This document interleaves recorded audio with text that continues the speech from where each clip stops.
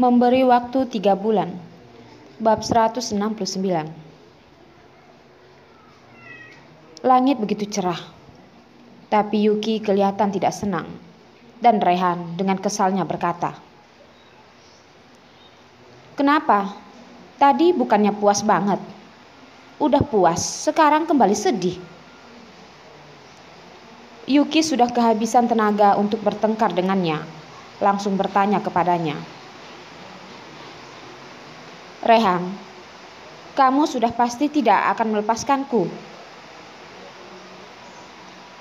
Rehan menatapnya. "Ya, kecuali aku mati." Yuki melihatnya. "Oke, kalau begitu kamu tinggalkan Tania dan menikah denganku." Rehan tercengang. Kamu serius?" Yuki dengan tenangnya menjawab, "Kamu seorang sultan, punya jabatan yang tinggi dan sangat ingin bersamaku. Begitu mencintaiku. Kalau aku gak turuti, pasti agak rugi. Sultan, jabatan tinggi, sangat ingin bersamanya. Begitu mencintainya. Kenapa kedengaran seperti sedang mengejek?" Rehan mengerutkan keningnya dan berkata, "Yuki, kamu kira kamu akan mendapatkan cowok yang lebih baik dariku? Asal kamu gak begitu mengejarku, aku pasti bisa," kata Yuki. Perasaan Yuki sangat kacau karena dia telah menyuruh Rehan meninggalkan Tania dan menikah dengannya. Kalau Rehan beneran setuju, Yuki akan memberinya kesempatan. Tapi kenyataan seperti itu menamparnya. Dalam hati Rehan yang terdalam, sama sekali tidak pernah serius dengannya. Putus dengan Tania sangat mustahil baginya. Harapannya adalah memiliki seorang istri dan cewek yang belum puas dia mainin. Dia hanyalah seorang cewek mainannya. Ini adalah kenyataan yang sesungguhnya.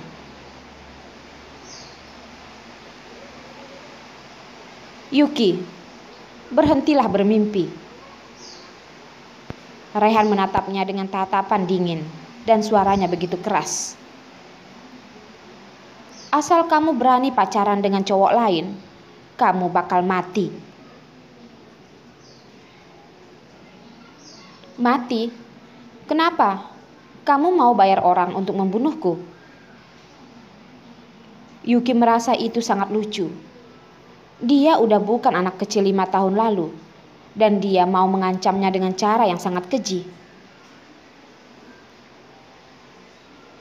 Rehan memejamkan matanya, tersenyum jahat. "Aku adalah warga negara yang baik. Otomatis tidak akan melakukan hal keji seperti itu.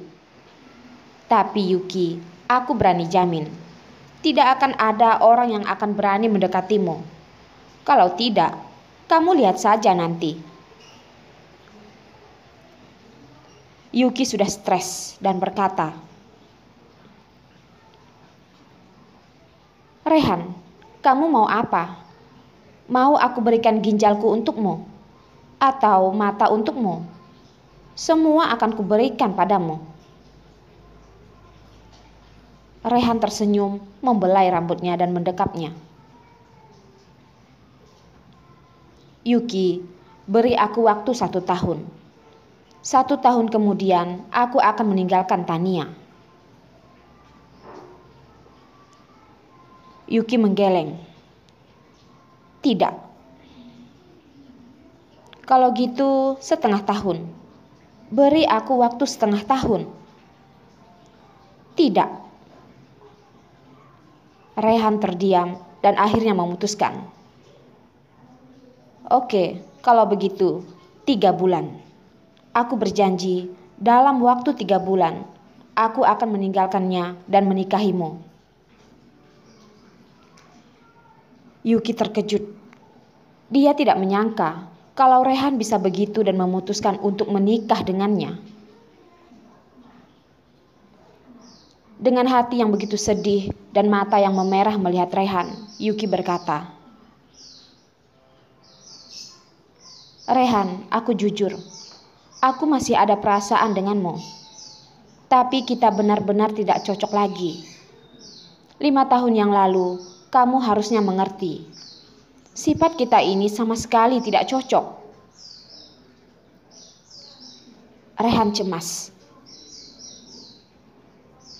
"Yuki, cocok tidak cocok, bukan kamu sendiri yang memutuskan. Aku peringatkan, aku tidak akan menyerah, kecuali aku mati." Yuki dibuatnya kesal, lalu berkata, "Baiklah, aku akan beri kamu waktu 3 bulan. Dalam waktu 3 bulan ini, kita hanyalah teman biasa." Rehan menciumnya dan berkata, "Oke, aku berjanji. 3 bulan lagi kita menikah." Yuki tersenyum dan berkata, "Kita kan teman biasa." Rehan tersenyum bahagia. "Sebentar saja, lain kali tidak akan lagi mengganggumu." Yuki sedikit ragu, menutup mata sebentar dan mengikuti kemauannya Rehan.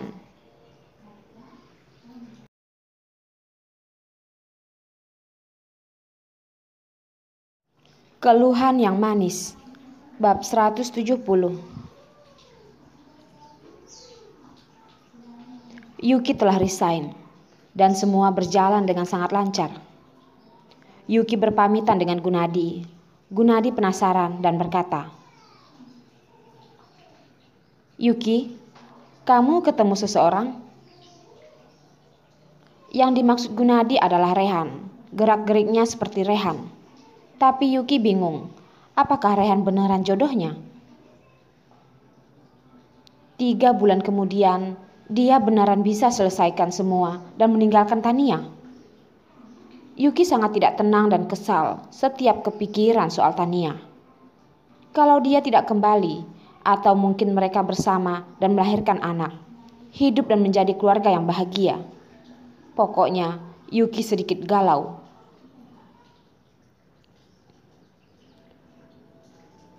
Dari Jianying sampai ke rumah, Yuki melihat waktu masih pagi dan tidak tahu harus mau ngapain lagi. Akhirnya dia menelpon Nindi, mengajaknya makan malam bersama. "Nin, aku sudah resign. Ntar malam kita makan-makan yuk." "Hah? Kamu resign? Kenapa?" Nindi sepertinya tidak setuju kalau Yuki resign. Yuki menjelaskan sedikit alasan dia resign dan Nindi sedikit kesal mendengarnya. "Dasar Rehan. Rehan bangsat. Naira juga gak ada gunanya. Sultan apaan? Ini kayak keluarga yang stres." Yuki tersenyum dan menggelengkan kepalanya lalu berkata, "Kalau Tania datang ke Jianying mencariku, memarahiku, aku tidak heran. Tapi tidak disangka, itu malah Naira. Aku juga gak tahu dia dapat info dari mana."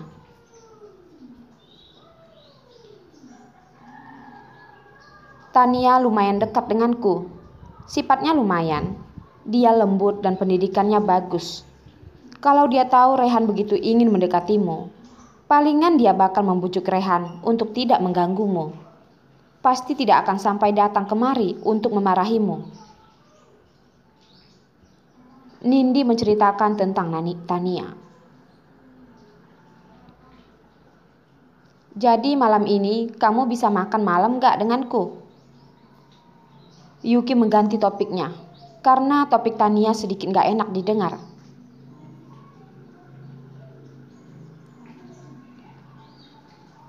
"Oh, maaf ya. Malam ini aku sudah janjian sama Tania. Mau spa payudara bareng." Yuki sedikit kecewa dan berkata, Okelah kalau begitu lain kali saja. Kamu pergi saja dengannya. Nindi mendengar suaranya yang kecewa dan berkata, Yuki, kamu ikut saja dengan kami. Aku juga baru pertama kali. Kata Tania, spa di sana bagus. Dia sudah setengah tahun spa di sana. Yuki penasaran. Bagus. Kamu sedang hamil juga boleh. Serius, aku sudah kenal Tania 3 tahun yang lalu. Oh, okelah. Aku ikut dengan kalian. Yuki berbicara dalam hati. Sudah lama aku tidak menikmati hidup. Hari ini harus benar-benar menikmatinya. Sebelumnya ingin menghindari Rehan, Yuki ingin pindah rumah. Semua barang sudah selesai dikemaskan. Sekarang dia akan bersatu dengan Rehan. Niatnya kembali terurung. Dan akhirnya kembali membereskan semua barangnya. Selesai berberes, dia pun siap-siap keluar rumah. Saat berpikir ingin ketemuan sama Tania, Yuki merasa sangat canggung. Dia membuka lemari bajunya dan merasa tidak ada baju yang cocok untuknya keluar rumah. Baju ini sangat resmi. Baju ini tidak cocok untuk dipakai keluar bersamanya. Baju itu warnanya terlalu gelap. Tidak cocok dipakai untuk ketemu sama dia, seorang cewek yang seperti Tania. Bertemu Rehan saja tidak membuatnya begitu bingung. Sampai akhirnya Nindi pun menelpon. Yuki memutuskan untuk pakai baju putih tanpa lengan dan celana panjang abu-abu keemasan. Baju ini sederhana tapi terlihat mewah, dan dia juga pakai perhiasan tambahan lainnya dan make up yang sederhana. Sampai di tempat ketemuan, Tania dan Nindi sudah menunggu di sana. Maaf, aku telat. Yuki tersenyum sambil berlari ke sana. Nindi menarik rok panjangnya itu. Yuki, pakaian kamu ini sangat bagus. Sangat jarang dilihat ada warna abu-abu emas yang bagus begini. Tania tersenyum dengan sopan melihat ke arah Yuki. Dia memakai rok hijau tua, baju pas body yang kelihatannya kulitnya begitu putih bersih dan mulus. Tapi dia dekat telinganya terlihat ada sedikit kemerah-merahan yang seperti digigit karena bekas ciuman. Yuki terkejut dan perlahan menjauh. Tania merasakan tatapan Yuki dan perlahan menutupnya dengan tangan sambil tersenyum. Yuki, telinga aku ada sesuatu ya? Nindi melihatnya dan tertawa bahagia. Semalam kamu makan daging lagi. Dekat telinga sini terlihat merah-merah, seperti digigit karena ciuman. Sifat Nindi memang seperti itu, sangat terbuka dan ceplas-ceplos. Setelah berbicara baru sadar, Yuki dan Rehan ada sedikit masalah dan langsung menutup mulutnya. Dia sedikit merasa bersalah, melirik ke arah Yuki. Tania melihat mereka dan sedikit tersenyum bahagia dan malu. Maaf, sedikit memalukan. Si Rehan, omongan tidak baik diam saja. Omongan manisnya penyesalan. Bibir Yuki mengering, berusaha menahan ekspresi wajahnya, menahan agar tidak tertawa. Dalam hatinya ada sedikit kasihan. Rehan menjadi apanya? Semalam berbuat apa sama dia? Ayo jalan, kita masuk saja. Tempat sudah dipesan. Tania tersenyum kembali dan melirik ke arah Syuki. Tempat spa yang ini sangatlah nyaman. Penataannya semua sangat bagus. Aroma ruangnya menggunakan pewangi pisang. Rasanya begitu lembut dan wangi, membuat orang merasa rileks. Pelayan mendekati mereka dan memberikan mereka handuk. Silahkan ganti handuknya. Tania adalah pelanggan tetap di sana, menjelaskan kepada mereka. Di sini kita harus mandi dulu, baru ganti handuk. Baru dipijit, proses ini kita lakukan 3 kali. Tania mengulurkan tangannya sambil melepas kancing roknya, sambil tersenyum ke arah mereka. Kalau kalian lihat, nanti jangan ketawa ya.